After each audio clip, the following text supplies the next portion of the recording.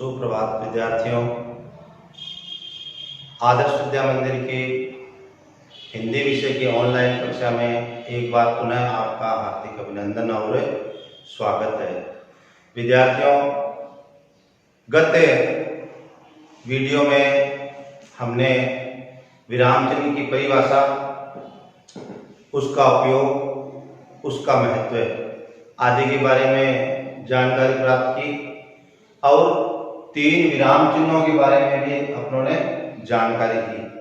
आज हम उसी चरण में आगे बढ़ते हुए क्रमांक संख्या 4 से 15 तक के विराम चिन्हों का अध्ययन करेंगे। विद्यार्थियों, बताते समय किसी भी विषय की जानकारी हो, आप उसको व्यवस्थित और पूर्ण मनोयोग से समझिए, जिससे आपको जो गृह कार्य दिया जाता है उसको आप करने में सरलता महसूस करें, कठिनाई नहीं लगे आपको और वह आपके लिए उपयोगी भी होगी।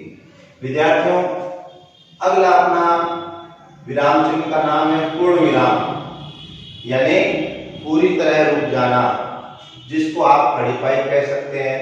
यह जब एक वाक्य पूरा हो जाता है तब इसका उपयोग किया जाता है। जैसे वाक्य है आज बुधवार है, यह वाक्य आपका पूर्ण हो गया और इसके बाद में आपने यहाँ पूर्ण विराम का प्रयोग कर लिया। इसी तरह से अन्य भी वाक्य है, गणेश बाजार जाता है, वाक्य पूरा हो गया, आप पूर्ण विराम लगा दीजिए। 5वां अपना है विद्यार्थियों प्रश्नवाचक चिन्ह। ये इसका संकेत है, जैसा कि इसके नाम से विदित है। प्रश्न का मतलब जिस वाक्य में आपको प्रश्न का बोध हो वहां प्रश्नवाचक चिन्ह का प्रयोग किया जाता है। उदाहरण के लिए कोई अपने से पूछे आपका नाम क्या है, तो हम उसे अपना नाम बताएंगे। अगले ने अपने से प्रश्न किया है आप प्रातःकाल कितने बजे उठते हैं, आपको कौन सा विषय कठिन लगता है। अर्थात जिस वाक्य में प्रश्न का बोध होता है वहां आप प्रश्नवाचक चिन्ह का प्रयोग करेंगे। अगला है विद्यार्थियों विस्मयादि बोधक। विस्मय का मतलब आश्चर्य। विस्मयावधि चिन्ह है वो एक पूर्ण विराम के नीचे एक बिंदु लगा देने पर विस्मयावधि चिन्ह बन जाता है। यह हर्ष, शोक, हर्ष का मतलब प्रसन्नता, शोक का मतलब दुख और आश्चर्य कुछ अनोखा, ऐसे कुछ अपने को दिखाना हो तो वहां पर विस्मयादि बोधक चिन्ह का प्रयोग किया जाता है। जैसे कोई व्यक्ति बहुत गरीब है और उसके अचानक मान लो लाखों रुपयों की लॉटरी लग जाती है, तो उदाहरण है देखो, अरे मोहन की लॉटरी लग गई, आश्चर्य हुआ सबको। इसी तरह से विद्यार्थियों कोई बालक बहुत ही कमजोर है और उसको सभी ऐसा सोचते हैं कि यह बोर्ड की परीक्षा में पास हो ही नहीं सकता, और मान लो वह प्रथम श्रेणी से जिस दिन भी परिणाम आता है उसका परीक्षा परिणाम प्रथम श्रेणी में मिलता है, तो अपने कहते हैं अरे जो बालक वर्ष भर कमजोर रहा था उसके प्रथम श्रेणी आ गई, यानी आश्चर्य हो गया ना और खुशी हो गई। और मान लीजिए हम कोई वाक्य सुने समाचार के अंदर या पढ़ने को मिले कि सड़क दुर्घटना में एक परिवार के 10 सदस्य काल कलवित हो गए, अर्थात मर गए। अरे बहुत दर्दनाक हादसा हुआ, तो वो शोक का वाक्य हो गया। इसी चरण में अपने आगे बढ़ते हैं योजक, जिसको आप समास चिन्ह भी कहते हैं। यह है 2 शब्द होते हैं जुड़वा, उनको जोड़ने के काम आता है। जैसे माता पिता, आना जाना, खट्टा मीठा, अमीर गरीब, सुख दुख, अंदर बाहर। इस तरह से विद्यार्थियों इस योजक चिन्ह का प्रयोग किया जाता है। उदाहरण के लिए माता पिता को रोज प्रणाम कीजिए। तो आपका ये योजक चिन्ह का दूसरा नाम आप समास चिन्ह भी याद रख लीजिए। अगला अपना है विद्यार्थियों विवरण चिन्ह। विवरण चिन्ह दो बिंदु और बीच में ये समास चिन्ह जैसा, यह इसका संकेत है। जैसे मान लीजिए किसी बात को स्पष्ट करने के लिए, विस्तार से समझाने के लिए हमें बताना पड़ता है, वहां पर इस विवरण चिन्ह का प्रयोग किया जाता है। उदाहरण के लिए हल्दी घाटी युद्ध के निम्नलिखित कारण थे, तो ये वाक्य लिखने के बाद में हम विवरण चिन्ह लगाएंगे।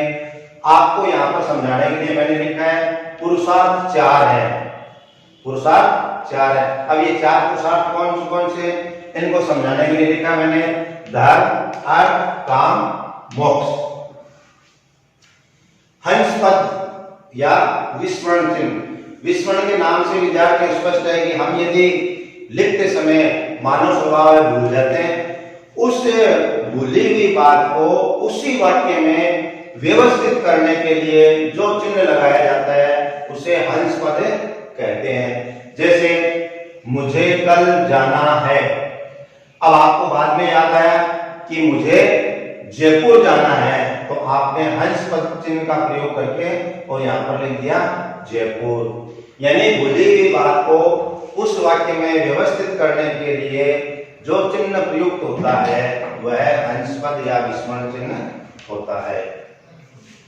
संक्षेपण या लाघव चिन्ह, किसी बात को, किसी के नाम को हम व्यवस्थित रूप से संक्षेप में लिखें, उसके लिए लाघव चिन्ह का प्रयोग किया जाता है। यहाँ पर आपको बताया जा रहा है अशोक है, वो क्या है, डॉक्टर है, तो डॉक्टर शब्द पूरा नहीं लिख करके और हमने लिख दिया डा, और उसका उच्चारण हो जाएगा डॉ। इसी तरह से ये नितेश शर्मा है, ये पंडित है, तो यहाँ पर हमने पंडित पूरा शब्द नहीं लिख करके और हमने लिख दिया पंडित नितेश शर्मा। अब वाक्य आपका डॉक्टर अशोक पंडित नितेश शर्मा अच्छे मित्र हैं। जैसे मान लो रेलगाड़ियों पे आपने लिखा हुआ देखते हैं मरे, मरे का मतलब ये नहीं है मर जाना, यानी मध्य रेलवे। और भी आपने देखा होगा कई गाड़ियों में लिखा होगा पूरे, ऐसे नहीं चोट लग गई तब हमारे मुंह से पूरे शब्द निकलता, वो नहीं विद्यार्थियों, पूरे का मतलब हो गया उत्तरी रेलवे। इस तरह से ये आपका संक्षेप सूचक चिन्ह का प्रयोग होता है। तुल्यता सूचक, जिसको समानता सूचक भी आप कहते हैं। जैसे मान लीजिए आपको बताना हो 1 रुपये बराबर 100 पैसे होते हैं, या वैसे भी बता सकते हैं 1 दिन बराबर 24 घंटे, यानी उसकी समानता के बराबर बताना है, वहां तुल्यता सूचक का उपयोग किया जाता है।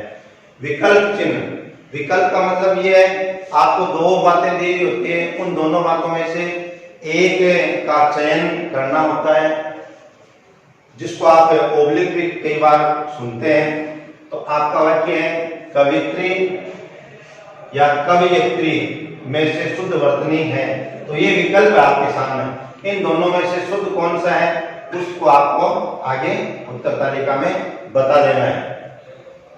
अवतरण चिन्ह, अवतरण चिन्ह है वो स्पष्टता को दर्शाने के लिए किया जाता है। अवतरण चिन्ह विद्यार्थियों 2 प्रकार के होते हैं। एक तो इकहरा अर्थात जिसके अंदर एक ही अवतरण चिन्ह होता है, और दूसरा होता है दोहरा जिसके अंदर दोहरे अवतरण चिन्ह लगे होते हैं।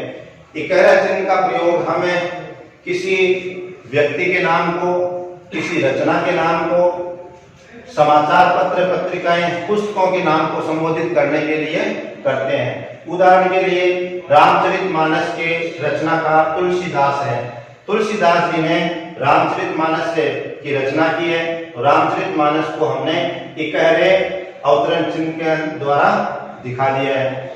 यदि किसी की कही हुई बात को हम ज्यों का त्यों प्रयुक्त करते हैं, यदि किसी की कही हुई बात को हम ज्यों का त्यों प्रयुक्त करते हैं तब आपके दोहरा अवतरण चिन्ह प्रयुक्त होता है। जैसे विद्यार्थियों, महावीर जैन ने कहा, क्या कहा? अहिंसा परमो धर्म। महावीर स्वामी के ज्यों के त्यों शब्दों को हमने यहाँ पर प्रयुक्त किया है, इसलिए यह दोहरा अवतरण चिन्ह का प्रयोग हुआ है। इसके पश्चात आता है आपका कोष्टक। कोष्टक का प्रयोग है वो विद्यार्थियों किसी बात को अधिक स्पष्ट करने के लिए किया जाता है। जैसे क्रोध। अब क्रोध को कोई नहीं समझ पा रहे हैं तो हमने लिख दिया यहाँ पर गुस्सा। क्रोध कभी भी नहीं करना चाहिए। या यहाँ पर हम लिख देते हैं, बानु कोष्टक में लिख देते हैं सूर्य, यानी बानु का अर्थ है वो सूर्य लिया जा रहा है, तो उस हिसाब से वाक्य की रचना हो जाती है। अंतिम 15वां है आपका लोभ चिन्ह। लोभ चिन्ह के अंदर आपको ऐसे डॉट डॉट के निशान भी मिलेंगे और कई बार आपको एक्स यानी क्रॉस के निशान भी मिलते हैं। वक्ता बोलते समय या लेखक लिखते समय कुछ छोड़ देता है, वहां इस लोभ चिन्ह का प्रयोग होता है। जैसे माँ बेटे में माँ कोई वार्तालाप हो रही है तो बेटा बोलता है बोलो माँ। अब यहाँ पर आपका लोभ चिन्ह हो गया काम करूंगा आपके, तो यहाँ पर अपने अंदाज लगा सकते हैं, बोलो माँ मैं सभी काम आपके करूंगा। तो इस तरह से ये विद्यार्थियों लोभ चिन्ह भी आपका पूरा होता है। गत वीडियो से और इस आज के ऑनलाइन वीडियो के अंतर्गत अपना विराम चिन्ह का टॉपिक है वो विद्यार्थियों पूरा हो गया है। विराम चिन्हों का हमें व्याकरण की दृष्टि से ज्ञान होना बहुत आवश्यक है, अन्यथा किसी भी स्थान पर आप लगा देंगे तो अर्थ का अनर्थ निकल जाएगा। प्रारंभ में आपको मैंने एक उदाहरण के बारे में समझाया था। उदाहरण था रोको मत जाने दो, रोको मत जाने दो। इस तरह से आप विराम चिन्हों का अभ्यास पुनः करेंगे। आज के अपने इस टॉपिक से संबंधित गृह कार्य है आपका सभी विराम चिन्हों के दो दो वाक्य तालिका। तालिका का मतलब है विद्यार्थियों ये चार्ट, जिसको आप हिंदी में तालिका कहते हैं, तालिका बना करके लिखने हैं। यानी पूरे 15 विराम चिन्हों के दो दो वाक्य आपको अपनी रफ कॉपी में बना करके लिखने हैं और वो ग्रुप में प्रेषित करने हैं। आज के लिए इतना ही, धन्यवाद।